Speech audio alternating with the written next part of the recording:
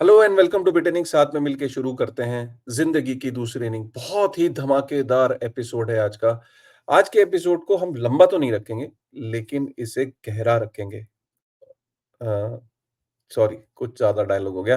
कहने का मतलब ये है कि आज की वीडियो को हम बहुत शॉर्ट और इम्पोर्टेंट चीजों को कवर करेंगे। सबसे इम्पोर्टेंट चीज इस वक्त की कि चाइना जो है वो डॉलर को डंप कर रहा है, वो यूएस ट्रेजरीज को डंप कर रहा है। और ये तो पहले भी करता था। आप कहोगे कि नई बात क्या है भाई, अब उसने स्केल बढ़ा दिया है, उसका स्केल बड़ा हो गया। और मेरी ये गट फीलिंग है कि वो जो डॉलर को डंप कर रहा है, और इंडिया ने जो 100 मैट्रिक टन सोना यूके से 1990 के बाद 40 साल बाद इंडिया जगा कि 100 मैट्रिक टन जो है उसने यूके से मंगाया फिजिकल गोल्ड। के भैया उसको याद आई इंडिया को कि यार मेरे पास 820 मैट्रिक टन में से 450 मैट्रिक टन जो है वो यूके में पड़ा है। तो मतलब आज जगह आप 40 साल बाद नहीं, इसके पीछे कुछ ना कुछ चल रहा है। ब्रिक्स का कुछ ना कुछ चल रहा है, कुछ ना कुछ बड़ी चीज चल रही है। क्योंकि ऐसे ही इंडिया 40 साल बाद जग गया। सॉरी, हम लोग ऐसे नहीं जगे हैं। और जो चाइना जो डॉलर को डंप कर रहा है, और माना ये जा रहा है कि मतलब मैं आपको एक कुछ फैक्ट्स बता ही देता हूं। चलो, अब आप बोलोगे कि यार बिना उसके ना हवा में बातें मत किया करो। तो ये रही स्क्रीन को शेयर। पहले तो ये आर्टिकल देखो। पिछले 7 महीने में 74 मीन 74 बिलियन यूएस डॉलर जो है उसने यूएस ट्रेजरीज को जो है वो डंप किया है, और 7 महीने में। और अगर मैं यहाँ पे देखूं, ये एक वर्ल्ड ऑफ स्टैटिस्टिक्स का एक ट्विटर हैंडल है। तो उन्होंने ये बोला है कि मार्च 2021 में चाइना के पास 1.1 trillion US dollar worth of treasuries थी। आप सोचो, जो कि मार्च 2024 में जस्ट 3 साल बाद 767 billion US dollar worth of treasuries रह गई हैं। तो आप जरा परसेंटेज में देखो तो 25-30% कम कर लिया है। और चाइना का गोल्ड रिजर्व देखो, 1.9 1950 टन से 2262 टन। मतलब ये आप देख सकते हो गोल्ड कितना इंक्रीज हुआ है। अब इंपॉर्टेंट बात यहाँ पे ये है जो बालाजी ने बोला है। बालाजी ने बहुत अच्छी एक बात बोली।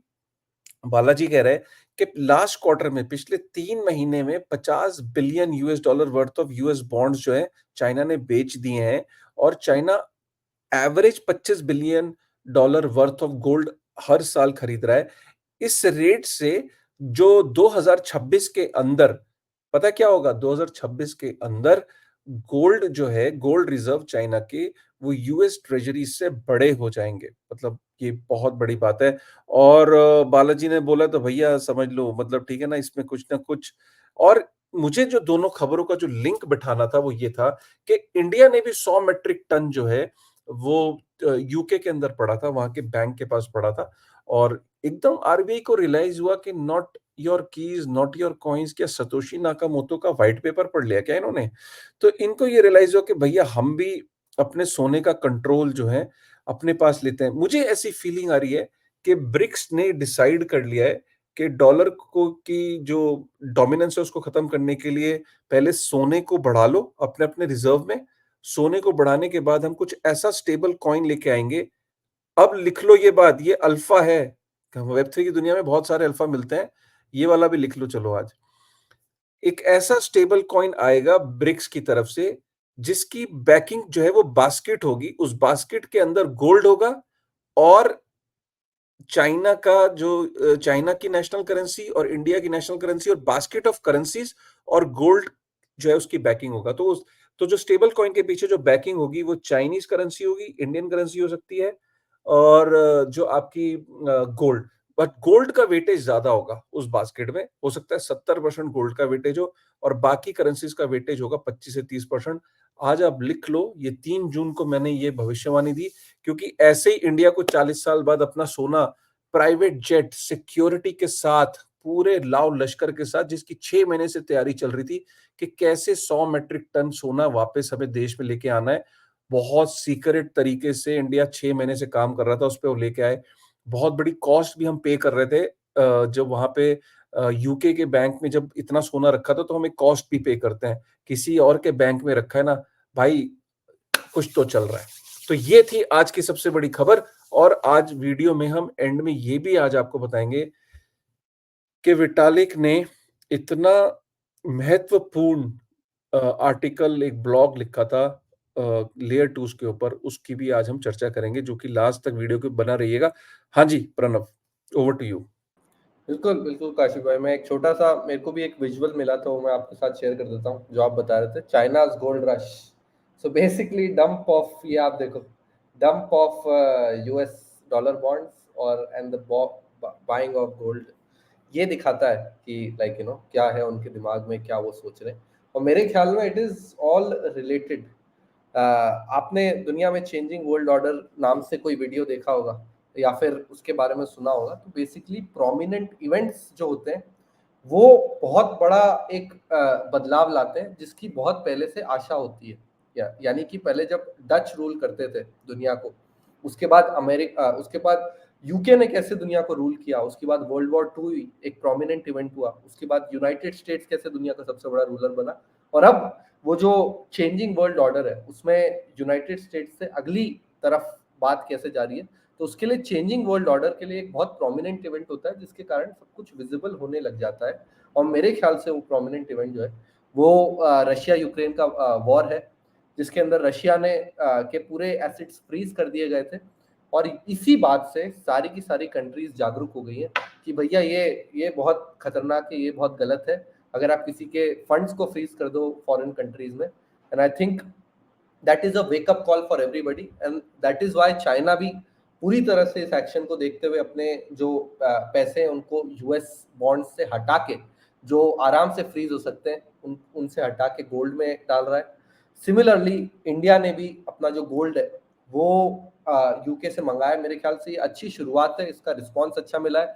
तो नेक्स्ट गवर्नमेंट जो भी आएगी वो इसको और इंस्ट्रक्ट करेगी, पूरा का पूरा गोल्ड ही ले आओ और धीरे धीरे अपने ही एसेट्स में लगाने लग जाएगी। सेल्फ सोवरेन कंट्री हम बन जाएंगे, which is confident enough to have its own assets being secure in its own banks.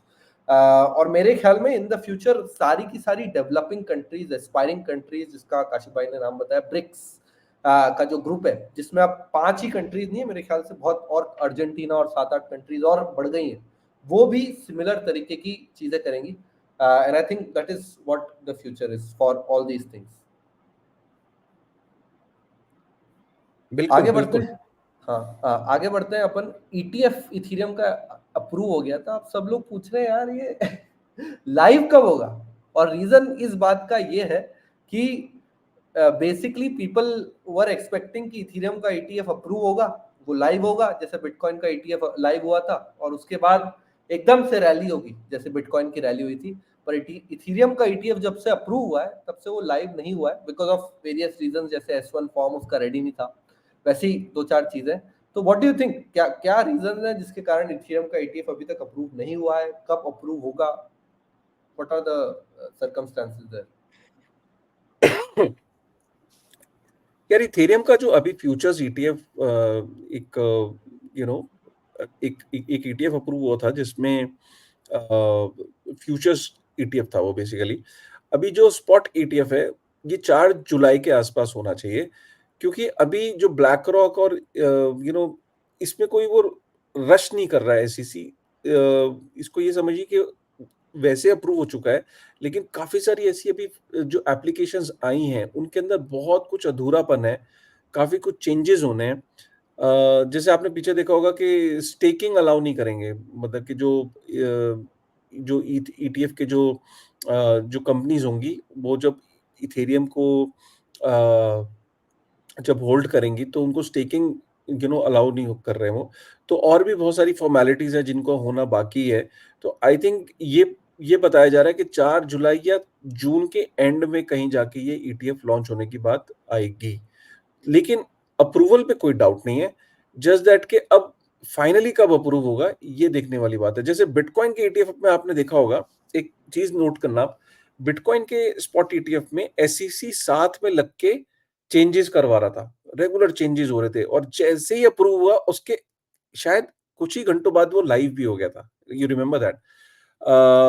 लेकिन इथेरियम में क्या था कि एसईसी प्रिपेयर्ड नहीं था कि यार हम इसको अप्रूव कर देंगे। ये डिक्टेट है, ये पीछे ऊपर प्रेसिडेंट से। कि भैया इसको कर दो यार, अगर इलेक्शन जीतना है, इलेक्शन अगर जीतना है तो इसे अप्रूव कर दो। तो एसईसी को भी नहीं पता था कि हम इसे अप्रूव कर देंगे। अब एसईसी ने अप्रूव तो कर दिया, लेकिन अभी जो चेंजेस होने हैं, क्योंकि यार एक इथेरियम को के ईटीएफ को और बिटकॉइन के ईटीएफ को ऐसे ही नहीं कि आपने उठा के बस लॉन्च कर दिया। There are certain things that needs to go. जैसे कि सपोज करो रिडेम्पशन कैसे होगा। अच्छा, Ethereum proof of stake network है, तो इसमें ये भी देखा जाता है कि कौन सी कंडीशन में क्या चीज होगी। मतलब सपोज करो कि अगर इथेरियम के प्रूफ ऑफ स्टेक में स्टेकर्स अगर बड़े हो गए या सेंट्रलाइजेशन हो गई, या वापस से सपोज करो इथेरियम प्रूफ ऑफ स्टेक से प्रूफ ऑफ वर्क पे चला गया, तो कौन सी चेन को मान्यता मिलेगी। ईटीएफ कंपनीज जो हैं ये भी क्लियर लिखेंगी कि अगर इथेरियम जो है पीओएस फेल हो गया और पीओडब्ल्यू पे चला गया, तो क्या ये पीओडब्ल्यू को सपोर्ट करेंगे ईटीएफ इशूअर्स। बहुत कुछ अभी डिसाइड हो रहा होगा, लीगैलिटीज डिसाइड हो रही होंगी। तो इन सब चीजों में 4 जुलाई तक का वक्त माना जा रहा है कि लगेगा, इसलिए सब्र से बैठो इथेरियम वालों। इस खुश हो जाओ कि तुम्हारा काम तो वैसे तो कर दिया है यार, बाइडेन ने सुन ली तुम्हारी यार, हैं। बस अब खुश रहो थोड़े एक दिन। और एक और पता है, ये सोचने वाली बात ये है कि एसईसी ने कुछ रिजल्ट डिक्लेयर ही नहीं किया, यही नहीं बताया। जैसे बिटकॉइन के ईटीएफ में 3:2 वोट था, है ना। गैरी गेंसलर और रिपब्लिकन के 2 चेयर ने यस बोला था, और डेमोक्रेट्स के 2 चेयर ने नो बोला था। 3-2 के हिसाब से बिटकॉइन का वोट पास हुआ था। इथीरियम का जब ईटीएफ पास हुआ तो एसईसी ने कोई प्रेस ही नहीं निकाला कि भैया क्या वोट था, क्या लीगल टर्म्स थे जिसके हिसाब से आखिरी में क्या कंसेंसस बना, जिसके साथ इट वाज ऑल, मतलब it was all a rush and in suspicious circumstances उन्होंने बोल दिया एकदम से अप्रूव हो गया है। ये बताया ही नहीं कि कौन सा, किसने हाँ बोला इथेरियम के ईटीएफ के लिए, किसने ना बोला, कि बाइडन बाबा ने उनको ऑफिस में फोन लगा के सीधे बोल दिया कि इसको अप्रूव कर दो। कुछ नहीं बताया गया। इट वाज जस्ट कि भैया अप्रूव हो गया है, अब S1 फॉर्म्स को सबमिट करो, जो पहले से सबमिट हो जाने चाहिए थे, नॉर्मली सबमिट होते हैं। सो तो देखो, यही है कि मैंने कहा ना कि हश हश में अप्रूव हुआ है, ऊपर से डिक्टेट आया था। गैरी गेंसलर रात को सो रहा था और रात को उसको फोन आया, 4 बज रहे थे, बोले आ जाओ दफ्तर। बोले सर सुबह आ जाऊं, बोलते नहीं अभी आ जाओ। उसको रातों रात उसके साथ क्या हुआ तुम्हें क्या पता। तो ऐसे उसको तो शॉक लग गया अपनी लाइफ का। इसके बाद तो रिजाइन भी कर सकता है। उसको ये बोला गया कि इलेक्शन तक रुके रहो। इलेक्शन के बाद गैरी गेंसलर जो है ट्यूशन पढ़ा रहा होगा कहीं पे। Very interesting. इंटरेस्टिंग चीजें होती रहती है क्रिप्टो में। मैं ये बताता हूँ, और there is no bad day in crypto. और उसी तरह से एक कंट्रोवर्सी इरप्ट हुई थी जीके सिंक की तरफ से। तो बेसिकली मैं आपको थोड़ी ये पूरी स्टोरी बारह में बताता हूँ। संदीप नैनवाल से बात हो गई है। Next week he is coming live, so he has assured us. तो मैंने बोला तो था कि टॉपिक पे बात करनी है, तो उन्होंने नेक्स्ट वीक का वो बता दिया।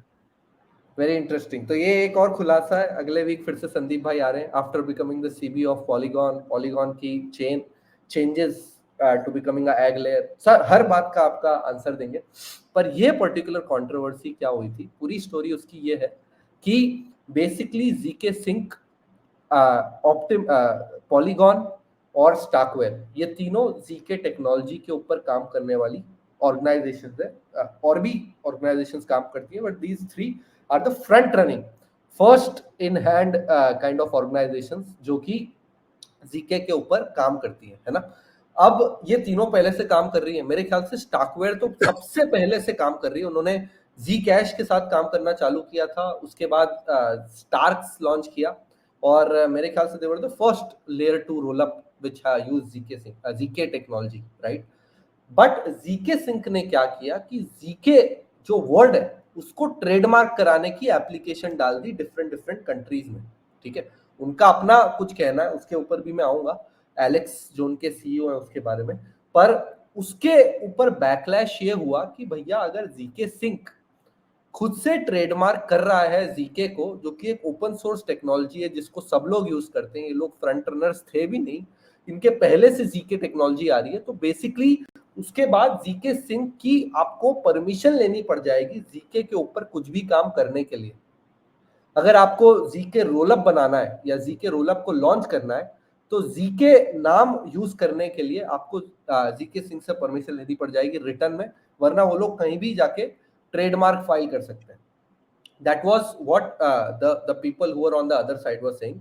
और जीके सिंह ये बोल रहा था कि हमने जीके को इसलिए ट्रेडमार्क किया है क्योंकि हमारी सारी की सारी टेक्नोलॉजीज, यानी कि हमारा जो टोकन आएगा इन द फ्यूचर वो भी जीके ट्रेडमार्क से ओरिएंटेड है। बहुत जल्दी उनका शायद इस वीक ही आने वाला है जीके सिंह का। उसके अलावा उनकी जो स्टैक है, जैसे ओपी की ओपी स्टैक है, वैसे ही जीके सिंह की जीके स्टैक है।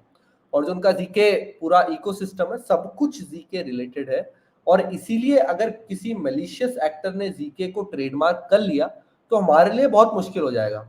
उन्होंने फिर एक स्टडी दी, एक पर्टिकुलर चीज बताई कि जीमेल एक बहुत फेमस एप्लीकेशन है गूगल का, उसको स्वीडन में या फिर कोई पर्टिकुलर यूरोपियन कंट्री ने जीमेल को मेरे ख्याल से ट्रेडमार्क कर लिया था। और इसीलिए जीमेल स्वीडन के अंदर गूगल मेल के नाम से जाना जाता था, क्योंकि अगर जीमेल उसको बोला जाता तो आराम से वो जिस बंदे ने उसको ट्रेडमार्क किया है वो सू कर सकता था गूगल कंपनी को। तो इसी कारणवश जीके सिंह ने जीके को ट्रेडमार्क किया। फिर बिकॉज ऑफ द बैकलैश, क्योंकि आप ऑब्वियसली है कि यार अगर स्टाकवेयर जीके रोलअप बना रहा है, पॉलीगॉन जीके रोलअप बना रहा है, और अगर वो लॉन्च करेंगे ऐसी चीजें तो जीके सिंह उनको सू कर सकता है ना, अगर कंपटीशन में ज्यादा तेज हो जाए तो फिर जीके सिंह ने बोला कि चलो ठीक है, मैं समझ रहा हूँ where I was wrong and what I can do is कि मैं जो जीके का जो ट्रेडमार्क है जो हमने अपने एक्सपेंस पे बनाया है, अपने एक्सपेंस पे हम ला रहे हैं, उसको मैं फाउंडेशन, इथेरियम फाउंडेशन को ट्रांसफर कर देता हूं, ताकि कोई मलिशियस एक्टर के पास तो ना जाए, ये बात तो मान लो कम से कम। तो इथेरियम फाउंडेशन बिकॉज एक बहुत सीरियस एंटिटी हो चुकी है, वो इथेरियम अप्रूव ईटीएफ अप्रूव हो गया है इन लोगों का, उन्होंने बोला कि हम इस पर्टिकुलर चीज में बिल्कुल दखलंदाजी नहीं देंगे। एंड इसी कारण से जीके सिंह ने बोला कि हम ये वाला ट्रेडमार्क नहीं लेंगे, इसको हम ट्रेडमार्क नहीं करेंगे। हमारे इंटेंशन सही थे पर मेरे ख्याल से वो लोगों को समझ नहीं आए, and that's why we are going to not go ahead with this particular trademark. However ये पूरी कंट्रोवर्सी थी जीके को ट्रेडमार्क करने की, पहले जीके सिंह की से, और फिर उनकी जो बैकलैश हुई थी बाय अदर जीके कंपनीज, उसके कारण उसको वापस लेने की। And now ZK is open source and nobody has trademark ZK. Anybody can use it wherever, whenever they want, however they want. यार मैं तो यही कहूंगा कि जैसे वेब 2 के अंदर लड़ाइयाँ होती थी वैसी लड़ाइयाँ देखने को मिल रही हैं। और जीके देखिए ये वही वाली बात हो गई कि कोई जैसे वर्ड, इंटरनेट वर्ड को कोई वो कर ले, जैसे वेब वर्ड को कोई ये बोल दे कि मेरा वर्ड है, वेब 3 हो गया। जैसे कुछ ऐसे जेनरिक वर्ड होते हैं इंडस्ट्रीज के जिनको आप यू जस्ट कांट। तो जीके बेसिकली एक टेक्नोलॉजी है जिसको यूज कर सभी कर सकते हैं अगर जिसको करना है। अगर कोई उसका रजिस्टर करके बैठ जाए तो obviously it's not the right way to do it. So मेरे हिसाब से तो इंडस्ट्री को आपस में बैठ के सॉल्व कर लेना चाहिए। ये तो वैसे ही कंपनीज की तरह लड़ने लगे हैं आपस में, ऐसे मतलब फिर ऑब्वियसली फिर फर्क क्या रह गया वेब 2 में और वेब 3 कंपनीज में। एंड इंसान तो सेम ही है ना। तो but in general it was important for us to cover the controversy, इसलिए हमने इसको कवर किया। बुलाया जी, बुलाया। संदीप जी बताएंगे इसे अगले हफ्ते। ये इसके बाद आगे बढ़ते हैं। फारकास्टर एक बहुत बड़ा सोशल फाई ऐप है, आपने सुना होगा, विटालिक ट्विटर से फारकास्टर पे जा चुका है। ऐसे ही बहुत बड़े ओजीज जो हैं वो ट्विटर छोड़ चुके हैं और अपने वेब3 के सोशल ऐप फारकास्टर पे जा चुके हैं। कुछ लोग लेंस यूज करते हैं, कुछ लोग फारकास्टर यूज करते हैं। फारकास्टर ओपी टेक्नोलॉजी के ऊपर बना हुआ है, बेस ब्लॉकचेन के ऊपर है। जीके सिंक जीके स्टैक के ऊपर, लेंस जो है वो जीके स्टैक के ऊपर बना हुआ है और उनकी अपनी पर्टिकुलर टेक्नोलॉजी है।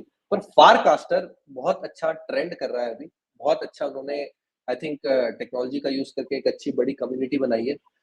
इंडिया में भी एक बहुत बड़ी कम्युनिटी है फारकास्टर की, known as FBI, Farcaster builders India, उसको भी आप चेकआउट कर सकते हो।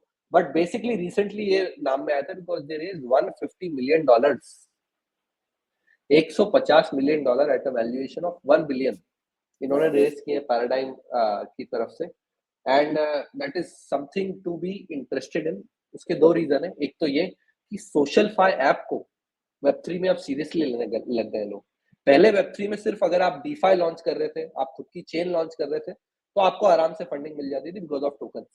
But now Farcaster is a third party app. इन्होंने कोई टोकन की बात नहीं करी है, कोई टोकन के बारे में कुछ डिस्कशन नहीं किया है, but despite that they have raised a big amount. It shows that this particular bull market, we are ready for consumer apps. Consumer apps के लिए हम रेडी हो गए। तो सबसे पहली बात तो ये बहुत इंटरेस्टिंग है, पहली बात। दूसरी बात ये, अगर 150 अगर इनने $1 बिलियन की वैल्यूएशन पे रेस किया है, इनके जितने यूजर्स हैं करंटली, उस हिसाब से हर यूजर को पैराडाइम जो कंपनी है जिन्होंने लीड किया है पर्टिकुलर राउंड, उसको 200K पे वैल्यू किया है। हर यूजर 200K की वैल्यूएशन पे रेस किया है। इस तरह का उन्होंने रेस किया, but I think in the future of course उनके लोग बढ़ेंगे and things will grow and things like that, but this is something that was important. Farcaster is a decentralised social web three app. उसका एक client है वार्ककास्ट, उसपे मैं भी हूँ। आप लोग टेस्ट कर सकते हो this particular app and how it works. It looks like Twitter, but सिर्फ और सिर्फ आपको वेब थ्री का कंटेंट इसमें मिलेगा। बहुत लोगों ने फारकास्टर फ्रेम्स और फारकास्टर चैनल्स के through basically meme coins launch करे थे। अगर आपने डीजेन कॉइन का नाम सुना हो, तो वो इस पर्टिकुलर एप्लीकेशन की कम्युनिटी से ही चालू हुआ था। तो यहाँ पे एक अच्छी कम्युनिटी बन रही है, and I always suggest people to try it out if you feel like. इसके ज्वाइन करने की $5 की या कुछ पर्टिकुलर फीस है, so like you know that is something that you should know about, but still it is an interesting place to be, क्योंकि सिर्फ और सिर्फ वेब3 का कंटेंट है, और डिटेल्ड भी है, इंटरेस्टिंग भी है, और मीम ओरिएंटेड मेन बात। हम्म। आगे बढ़ते हैं सबसे इंपॉर्टेंट आर्टिकल पे, जिसके बारे में काशिफ भाई बात कर रहे थे, जिसको लेके हमें डिस्कशन करना था, L2s as cultural extension of Ethereum. So basically इसके ऊपर क्या विटालिक ने बोला है, इसको इसकी जो जनरल ओवरव्यू है, काशिफ भाई बहुत अच्छे से मेरे को बता रहे थे before we started this particular video, तो मैं चाहूंगा कि वो बताएं, फिर मैं जो उन्होंने पर्टिकुलरली ब्लॉग में बोला है उसके बारे में डिस्कशन करूंगा। तो काशिफ भाई, what do you write. Think ये L2 as a cultural extension of Ethereum, इसका क्या मतलब है, इसमें क्या अल्फा राइट। छुपा हुआ है, इसके थ्रू क्या तो क्या आ सकता है बात? इसका इसकी एनालॉजी इस तरीके से, जो मैंने इस ब्लॉग को पढ़ा और मैंने जो इसको समराइज, अगर मैं इसको इस तरीके से करूंगा कि इथेरियम का एक कल्चर है, राइट। इथेरियम एक दुनिया की पहली एक प्रोग्रामेबल ब्लॉकचेन बनी। इथेरियम के ऊपर एक विटालिक ने या उसके जो को-फाउंडर्स थे, उन्होंने एक कल्चर सेट करने की कोशिश करी। वो कल्चर था इनोवेशन का एक कल्चर था कि भई जो टेक्नोलॉजी से रिलेटेड जो नर्ड्स हैं, टेक्नोलॉजी से रिलेटेड जो एंथुसियास्ट हैं, वो आएँ और एक एक्सपेरिमेंट करके देखें कि क्या हम एक जो सेंट्रलाइज़्ड एप्लीकेशंस हैं जो दुनिया के अंदर, क्या उसका कोई अल्टरनेटिव है? और ये एक्सपेरिमेंटेशन फेल भी हो सकता था।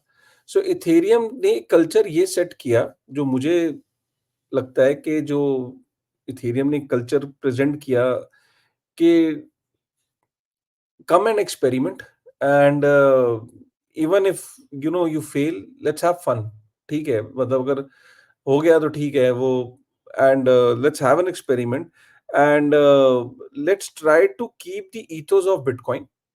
तो इसको इसने बिटकॉइन को कॉम्प्लीमेंट किया। अगर आप देखो तो प्रूफ ऑफ वर्क अडॉप्ट किया, डिसेंट्रलाइजेशन पे बहुत फोकस रहा, स्केलेबिलिटी इनका इशू, इनका फोकस नहीं था। शुरू से ये था कि चलो एक्सपेरिमेंट करते हैं एंड लेट्स फिगर आउट कि हम डिसेंट्रलाइज भी रखें और सिक्योर भी रखें चीज़ों को, स्केलेबल को देख लेंगे बाद में। तो विटालिक का इस ब्लॉग पोस्ट में मुझे लगता है इमोशंस निकले हैं। उसने what he is just trying to say कि इथेरियम का जो बेसिक कल्चर है उसका एक्सटेंशन है L2s और हमेशा रहेंगे। वो बेसिकली ये कहना चाह रहा है कि एक परिवार के अंदर एक इंसान जो कि फादर होता है, फादर के बच्चे होते हैं। बच्चे पहले उस घर में पलते हैं, बड़े होते हैं, फिर वो अपने-अपने, उनकी शादियाँ हो जाती हैं, वो अपने-अपने परिवार हो जाते हैं उनके, और वो अपने-अपने घरों में रहने लगते हैं। बट वो अपने घरों में जो रहने लगते हैं, वो जरूर अपना कल्चर और अपनी चीजें वो बना रहे होते हैं, अपने घर का माहौल बना रहे होते हैं, बट जो बेसिक कल्चर है वो अल्टीमेटली फादर से, जो जेनेसिस है वहां पे अटैच्ड होता है। जो कल्चर है वो फादर ने सेट किया, वो कल्चर जो है वो परिवार में जो बच्चे हैं वो लेके आगे उस कल्चर को या उस लेगेसी को आगे बढ़ा रहे हैं। सो that is exactly what Vitalik is saying, कि डिस्पाइट द फैक्ट कि आपको L2s अलग अलग इकोसिस्टम लग रहे होंगे, but at the end of the day ये इकोसिस्टम सारे इथेरियम से हमेशा कनेक्टेड रहेंगे, एंड इथेरियम का जो कल्चर है वो उनमें इम्बाइब्ड है। सो ये वो कहना चाह रहे थे। मैं इसी बात से अग्री करते हुए इसको थोड़ा सा बढ़ाता हूँ। उन्होंने ये बोला था कि द रीजन व्हाई इथेरियम इतना ज्यादा इनोवेटिव है वो इसीलिए है क्योंकि इथेरियम शुरू से इनोवेशन के कल्चर से पनपा है, बड़ा है। साइफर पंक्स की उन्होंने आइडियोलॉजी बिटकॉइन से ली और उसको ओपन सोर्सनेस के साथ प्रोग्रामेबिलिटी में डाला। इसके थ्रू हमने इनोवेशन को बढ़ावा दिया, ओपन सोर्स को बढ़ावा दिया और इन जनरल डिफरेंट वॉइसेस को ऊपर आने के लिए भी बढ़ावा दिया। ऐसा नहीं कि जो सबसे ऊपर है, जो हायरार्किकली सबसे स्ट्रांग है, सिर्फ वही बढ़ सकता है, कोई भी बढ़ सकता है। इसको हमने बढ़ावा दिया और इसीलिए इथेरियम आज यहाँ पहुंचा है। उसने नाम तो नहीं लिया, पर मैं बता सकता हूँ आपको और ऐसी लेयर वंस है, जैसे BNB चेन हो गई, बाइनेंस स्मार्ट चेन हो गई। उसका कल्चर ये था कि इथेरियम का एप्लीकेशन लिया, उसको फोर्क मारा, बाइनेंस स्मार्ट चेन पे लॉन्च किया, टोकन को पंप किया, रख किया और आगे बढ़ गए। इस तरह का BNB चेन। और भी ऐसी लेयर वंस थी जिन्होंने अपना खुद का कल्चर बनाया, जो उतना चला नहीं, बट इथेरियम का जो बेसिक कल्चर था उसके कारण इथेरियम सक्सेसफुल हो पाया। उन्होंने 3 पर्टिकुलर मेरे ख्याल में कल्चर्स को एक्नॉलेज भी किया। एक पर्टिकुलर कल्चर है क्रिप्टो पंक्स का।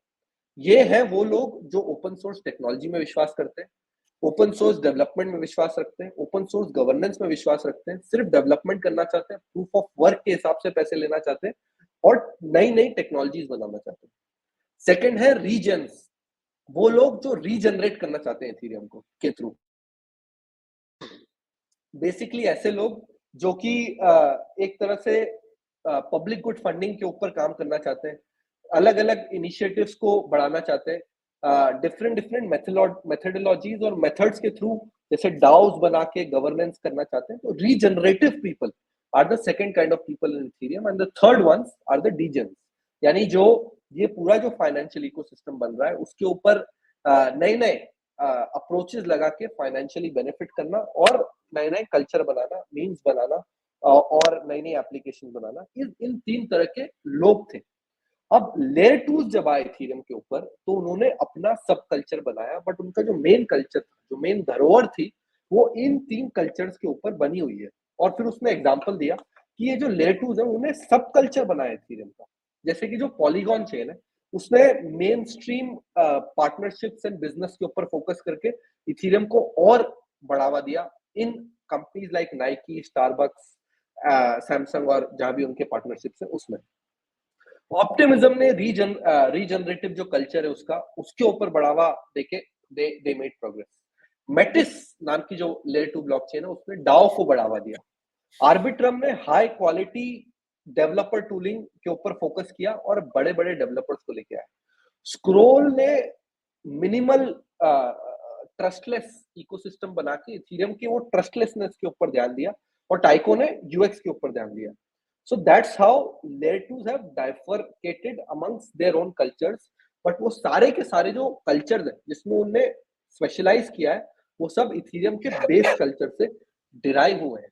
और किसी पर्टिकुलर एप्लीकेशन को सक्सेसफुल होना है, किसी लेयर 2 को सक्सेसफुल होना है, तो इथेरियम के इस बेस कल्चर से ही अपने आप को एक्स्ट्रापोलेट करके बड़ा बनाना पड़ेगा। उनके फिर विटालिक का आखिरी में ये कहना था कि 3 आखिरी में at the end there can be 3 bifurcations to this particular experiment that's called Ethereum. एक तो ऐसा हो सकता है जो हमने डिफरेंट डिफरेंट कल्चर्स बनाए जिसको बढ़ावा भी दिया है, वो अपने खुद के साइलोज में रहे, यानी पॉलीगॉन अपना मेन स्ट्रीम का काम करता रहे, आर्बिट्रम अपना डीफाई का काम करता रहे, डेवलपर टूलिंग का काम करता रहे और स्क्रोल अपना अपना खुद का काम करता रहे। या तो ऐसा हो सकता है, या तो ऐसा हो सकता है कि एक मोनो कल्चर बन जाए, यानी सब लोग मिलके एक सिंगल गोल के ऊपर फोकस करें। ये दोनों अनलाइकली है। जो थर्ड है वो है the culture of pluralism. Basically ऐसा कि ना आप मुझको ज्ञान दो, ना मैं आपको ज्ञान दूं, पर हम दोनों ओपन सोर्स ज्ञान की मदद से एक दूसरे की हेल्प कर पाए। That is what he feels is the future of anybody trying to build these layer tools, right? या तो फोकस कर सकता है इथेरियम के कल्चर के ऊपर और उसके थ्रू एप्लीकेशंस बना के मेन स्ट्रीम अडॉप्शन लाके कल्चर को वाइडन कर सकता है, कम्युनिटी बढ़ा सकता है, या फिर there is a very small chance that he will be able to be successful. So that is all he is trying to say कि जो नए लेयर टूल्स आएंगे उनमें इन पर्टिकुलर क्वालिटीज को आप ढूंढो, ताकि like you know what to be a part of and what not to be a part of. Right. And काफ़ी क्रिटिसिज्म मिल रहा है इथेरियम को कि यार अब तो लेयर 2 पे सारी एक्टिविटी चल गई है, तो इथेरियम के ऊपर कौन इथेरियम को यूज़ करेगा? बट एग्ज़ैक्टली मैं यही कहना चाह रहा हूँ कि कि इथेरियम के ऊपर L2s शायद इससे भी कई गुना ज़्यादा हो सकते हैं। मतलब ज़रूरी नहीं है कि यही L2s हैं, साथ में इथेरियम भी स्केल हो रहा है, सबकी जगह है। सबकी जगह है। जैसे टेक्नोलॉजी यूज़ में आएगी, यूज़ करेंगे लोग, तो आप ये कह ही नहीं सकते कि अभी जो L2s हैं, हो सकता है अभी तो शुरुआत भी नहीं हुई है। हो सकता है कई 100 हज़ार L2s हो सकती हैं। हो सकता है इथेरियम भी स्केल कर जाए। तब भी इथेरियम के ऊपर जो ट्रैक्शन है, जो उसका टेक्नोलॉजी का जब यूज़ होगा, जब लाखों में, मिलियंस में, बिलियंस में लोग जब उसके ऊपर पेमेंट प्रोसेसर से लेके हर एक्टिविटी कर रहे होंगे, डीफाई अलग, मतलब आप सोचो ना, तो उस टाइम पे आपको लगेगा कि यार हम शुरू में क्या बहस करते थे ना, मतलब बेकार की बातें करते थे। आज देखो इथेरियम के ऊपर हर एक की जगह सारे L2s चल रहे हैं। इथेरियम खुद चल रहा है। इथेरियम की सिक्योरिटी जो प्रोटोकॉल है वो उसका यूज़ हो रहा है। L2s की ट्रांज़ैक्शन सारी इथेरियम पे सेटल हो रही हैं। इथेरियम में खुद बहुत ज़्यादा एक्टिविटी है। तो प्रॉब्ली वो एक फ्यूचर दिखता है, राइट? सो इसलिए अभी किसी टेक्नोलॉजी को ऐसे नकार देना, इथेरियम, वो भी इथेरियम जैसी टेक, मतलब उसको नकार देना कि जस्ट बिकॉज़ कि लेयर 2s आ गई तो इथेरियम को कोई पूछ नहीं रहा। अरे! लेयर 2 एग्ज़िस्ट ही इथेरियम की वजह से करती है। अगर अगर वो वृक्ष ही नहीं होता तो फल कैसे आते? तो आपके नज़र में अहमियत उस फल की है। अरे! वृक्ष रहेगा तो फल फिर आ जाएँगे। फल से वृक्ष नहीं बनता। आप ट्रेडिंग करने लगे हो फल की, फल में इंटरेस्टेड हो, वृक्ष को छोड़ के। तो भैया ध्यान से समझो बात को, मतलब कि थोड़ा-सा ना अकल लगाओ यहाँ पे। मैं एनालॉजीज़ इसलिए देता हूँ भैया कि एनालॉजी से ही बात थोड़ी-सी समझ में आती है कि हाँ, ये बात तो सेंसिबल है।